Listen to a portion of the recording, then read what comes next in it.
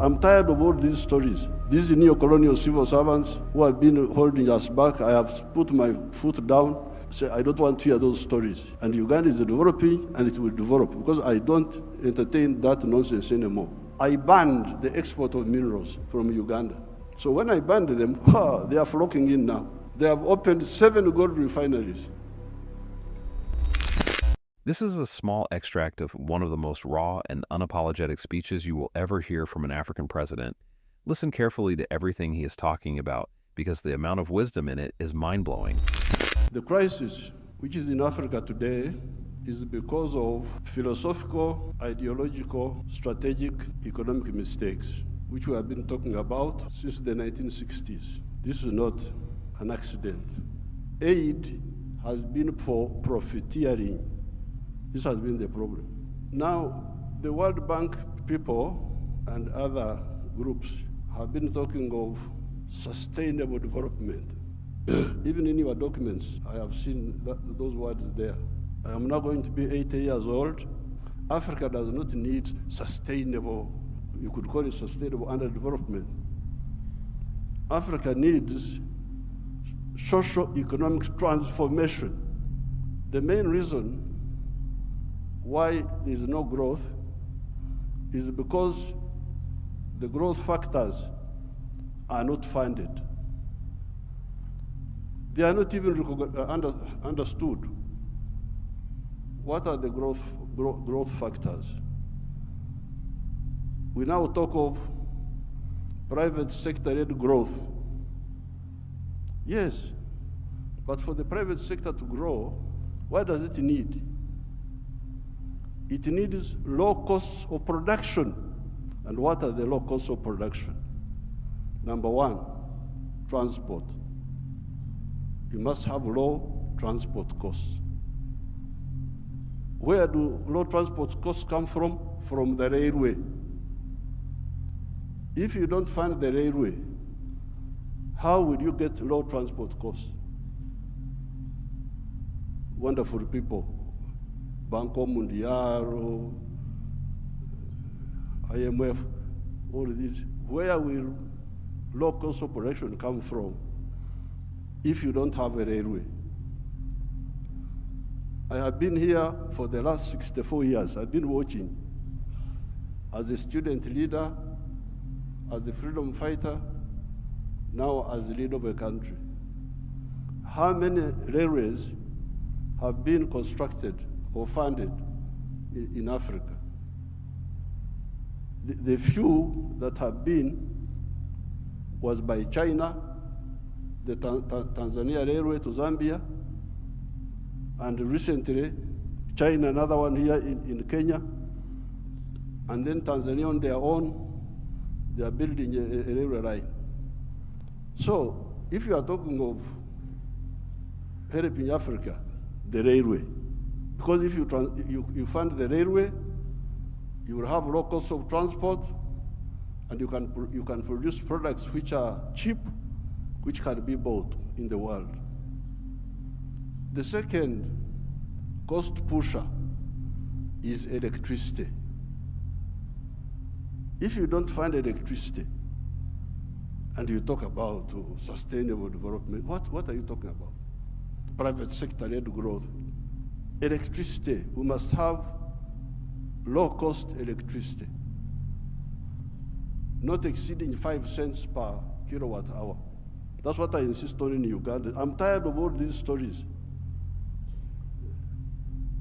These neo-colonial civil servants who have been holding us back, I have put my foot down, say, I don't want to hear those stories.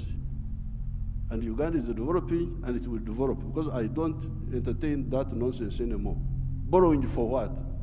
Capacity building. Imagine seminars. They call you in a hotel, you eat chapati, you eat mandazi.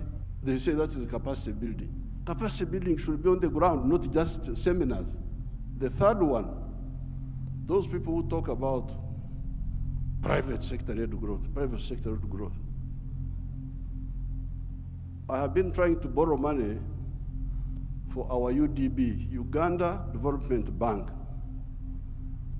a bank which funds manufacturers. No, I don't get support for that. Instead, they want me to go, my people to go to commercial banks. But commercial banks cannot give, no, those commercial banks are to encourage imports, because the only person who can borrow money and pay it back from a commercial bank is a trader who goes to China, goes to where, Dubai, brings products, sells them quickly, and pays back. So, if you are serious, I needed to hear about the low-cost funding for manufacturing, not for stories, not for what, no, manufacturing. How about funding for irrigation? So in order to stabilize, I've been trying to look for a loan for irrigation. I can't easily get it. Very difficult to get. A loan for seminars, very quick. The civil servants, what? Now finally, Uganda is a very rich country. But one of the problems we were having was that our people were outside the money economy. They were in what they call subsistence sector. They just produce for eating, produce for eating, produce for eating. So I was looking for money. Please give me money to give coffee seedlings to these fellows who are just producing for the stomach, so that they can produce for the stomach, but also produce for the pocket, so that they join the money economy. You cannot imagine that by 2013, a few years ago, 68% of the homesteads in Uganda were still in the subsistence sector, in the non-money economy. You audit your countries. What is the situation? What is the percentage of the people? So I had now to use my own money because I couldn't borrow money from anybody. The loans are for capacity building, for, I don't know, sometimes they give for ICT. So we said, no, everybody must be involved in the money economy. We couldn't get any support for that. But we funded it ourselves. Each year, we spend about $300 million of our own to make these villagers join the money economy by producing for the stomach, but also for the pocket. And from 2013, I was now told that for the first time, 61% of the people are in the money economy, of the homesteads. It is only 39% that are still out. You imagine those are still there, just eating, no money. Then you get your neo-colonial civil servants. They talk of import support. Imagine there is money for import support. Import support. The governor writes to me, reports, we have got import cover for so many months, but I don't want to import, I want to export. Why don't you tell me about import substitution and export promotion? Instead you are telling me of import support. So money is available for to become more dependent. Now, finally, the CAS, which we told our people about in the 1960s, we told them, part of the wars we fought in Uganda, we had to get rid of the neo-colonial groups which were there, which were stopping us from thinking. We had to get rid of them by force. But one of the problems was Africa producing raw materials, matière primaire, they call it in Français, matière primaire. Raw materials. Imagine coffee. The global value of coffee is $460 billion. All the coffee producing countries of the world, Brazil, us, all this, we only get 25 billion of that. Out of the 460 billion, the coffee producing countries get 25 billion. And Africa gets only 2.5 billion. 900 million of that comes to Uganda because Uganda produces a lot of coffee.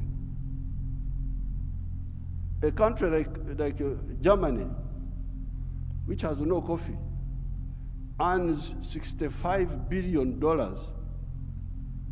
from coffee. So, I sell a kilo of coffee, good grade coffee, $2.5. Somebody in London will get $241 from that 1 kilo. Okay, there are other costs on the way. I don't want to, because he's the owner of a restaurant and so on. But coffee roasting, coffee grinding, coffee packing must happen here in Africa. It must happen at source.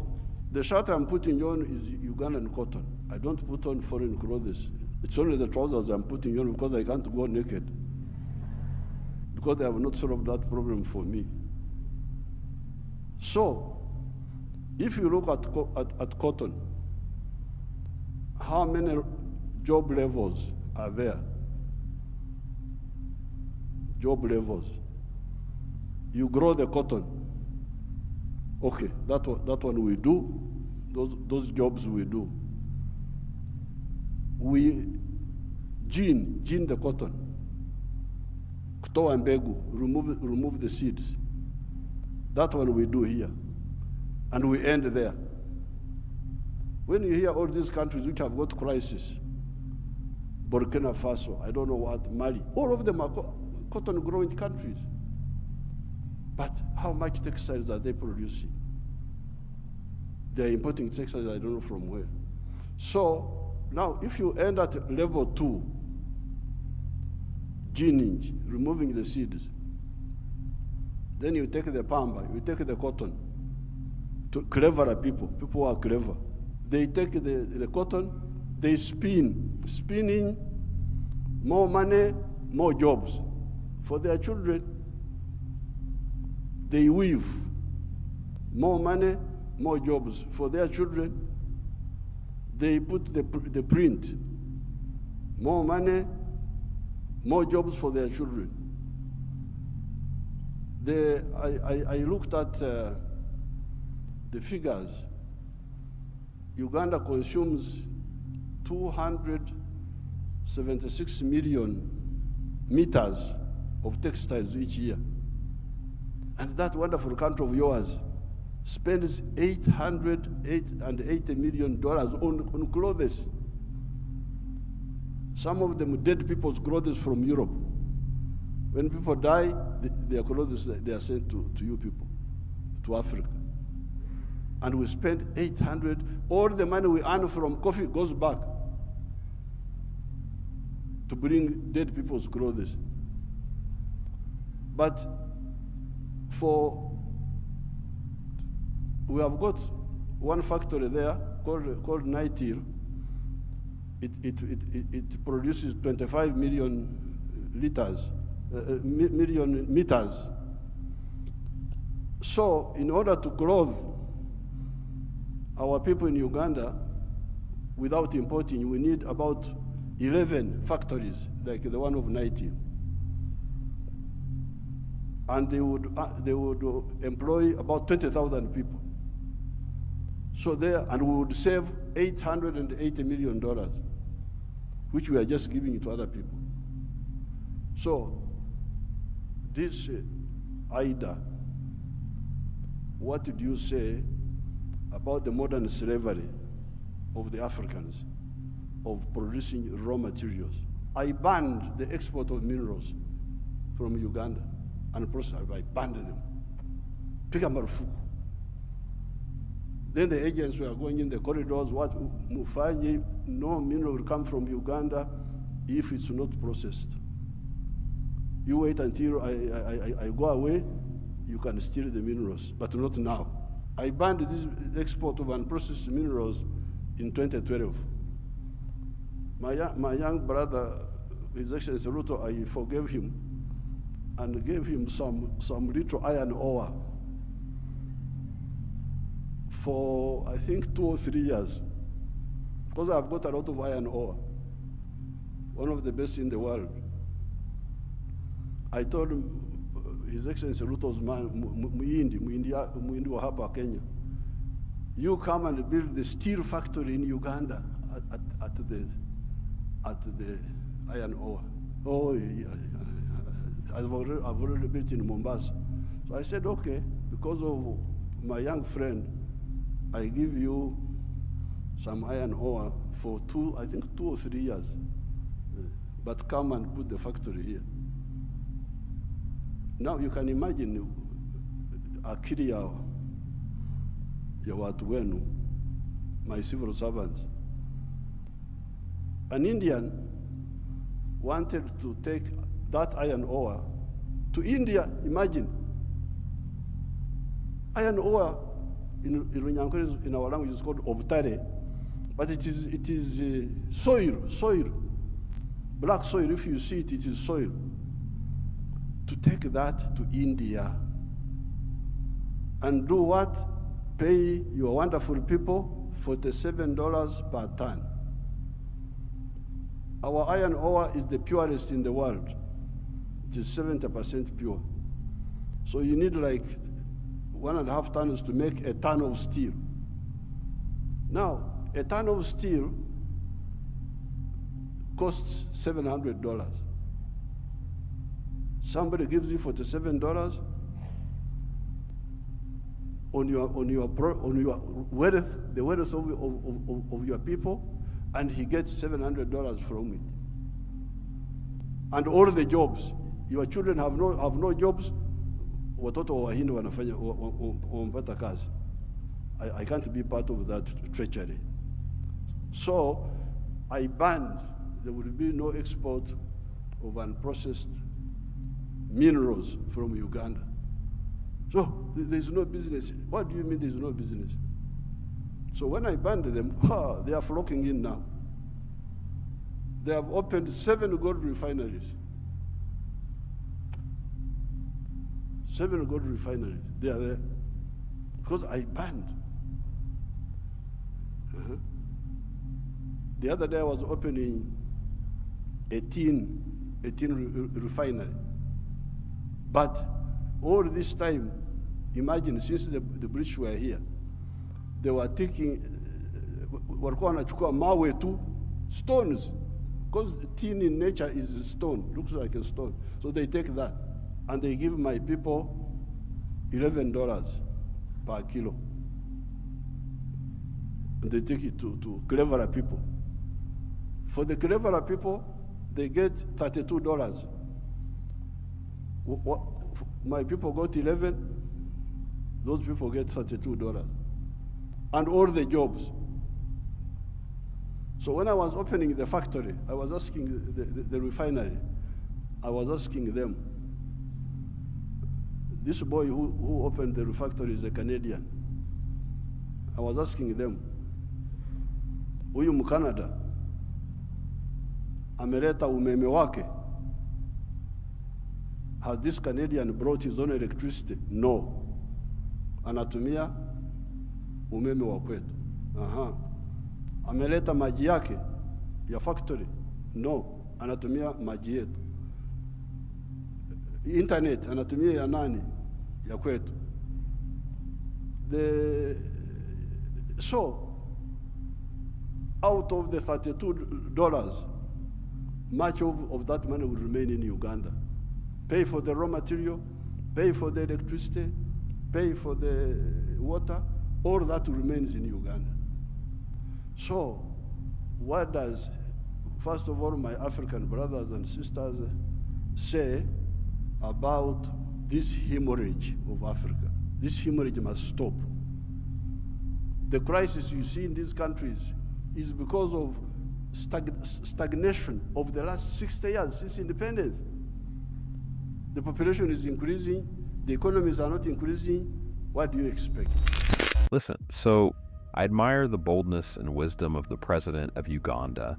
He's basically pointing out that African leaders need to rethink the frameworks guiding their country's growth and to take responsibility and create real change for their respective nations. Museveni also emphasized that low transport and electricity costs are critical to economic growth and that railways and cheap electricity should be Africa's priority to reduce production costs, making local products competitive on the global market. The big question that we should all ask ourselves is, why is funding or aid not going to these essential projects, but rather all the money is wasted on non-important projects? Like Museveni pointed out in his speech, he mentioned so many issues that his country has been facing and some solutions that have worked for them. Anyways, at the end of it all, Museveni's speech was powerful, but will it really challenge or inspire other African leaders to take ownership of their country's growth and build economies that benefit Africans first? If you enjoyed this video, hit that like button and subscribe for more videos like this.